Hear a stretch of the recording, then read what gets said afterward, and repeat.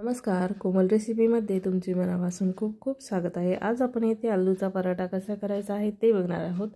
त्यासाठी मी इथे 2 वाट्या गव्हाचं पीठ घेतलेलं आहे, 2 चमचे बेसन पीठ घेतलेलं आहे, चवीपुरतं मीठ, एक पळी मी इथे तेल घातलेलं आहे। तेल यासाठी घालायचं आहे की तुमचा पराठा अगदी सॉफ्ट होतो तेल घातल्यामुळे। थोडं थोडं पाणी घालून आपण ही कणिक मळून घेणार आहोत। कणिक जास्त पातळ किंवा घट्ट मळायची नाही, मीडियम अशी कणिक आपण मळून घेणार आहोत। या पद्धतीने मी इथे माझी कणिक मळून घेतलेली आहे। कणकीला आपण इथे तेल लावून ठेवून देणार आहोत। 10 मिनिटांसाठी आपली कणिक इथे आपण ठेवून द्यायची। त्यानंतर मी इथे 4 ते 5 बटाटे उकडून घेतलेले आहेत। हे बटाटे मी इथे खिसून घेणार आहे। या पद्धतीने मी इथे बटाटा खिसून घेतलेले आहेत। पूर्ण बटाटा खिसल्याने पराठा आपला चांगला होतो। त्यानंतर इथे मी बारीक 2 कट केलेले कांदे घालणार आहे, थोडासा कढीपत्ता, बारीक कट केलेली कोथिंबीर, 2 हिरव्या मिरच्या, 1 चमचा लाल तिखट, अर्धा चमचा हळद, 1 चमचा धने पावडर, थोडेसे जिरे, ओवा हातावर क्रश करून घालायचा जेणेकरून आपल्या पराठ्याला चव येते। हे आपण मिश्रण मिक्स करून घेऊया।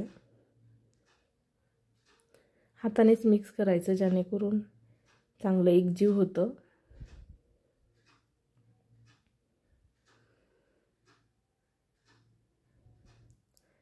पाहू शकता या पद्धतीने आपले इथं मिश्रण तयार झालेलं आहे। याचे आपण छोटे छोटे गोळे करून घेणार आहोत पराठ्यांसाठी।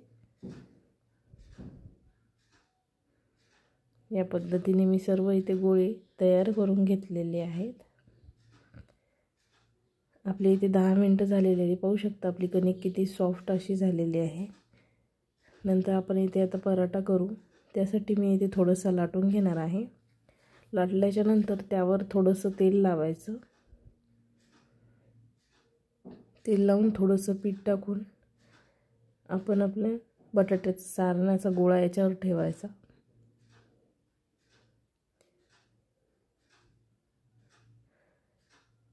ते छान अंगठ्याच्या साहाय्याने असं मदत प्रेस करून आपण इथे पूर्णपणे बंद करून घेणार आहोत। राहिलेली कणिक आपण इथे वरती तोडून घ्यायची। पाहू शकता या पद्धतीने मी सारण भरून घेतलेलं आहे। नंतर पीठ लावून आपण इथे पराठा लाटून घ्यायचा। पराठा एकदम हलक्या हाताने लाटायचा। तुम्हाला हव्या त्या साईजमध्ये तुम्ही पराठा इथे लाटून घेऊ शकता।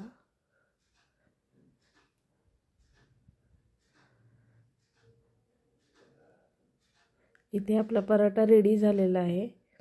तुम्ही त्यावर तेल किंवा तूप लावून शेकू शकता। मी इथे तूप लावून शेकत आहे।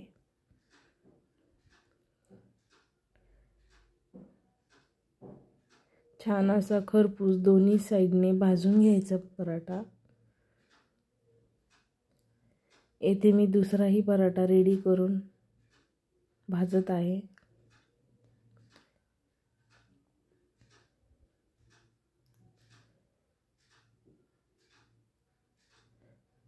पाहू शकता आपला इथे दुसरा पराठा पण रेडी झालेला आहे।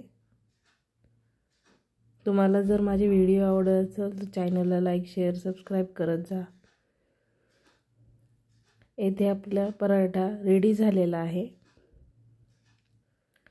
तुम्ही दह्यासोबत किंवा सॉस सोबत हे पराठे खाऊ शकता।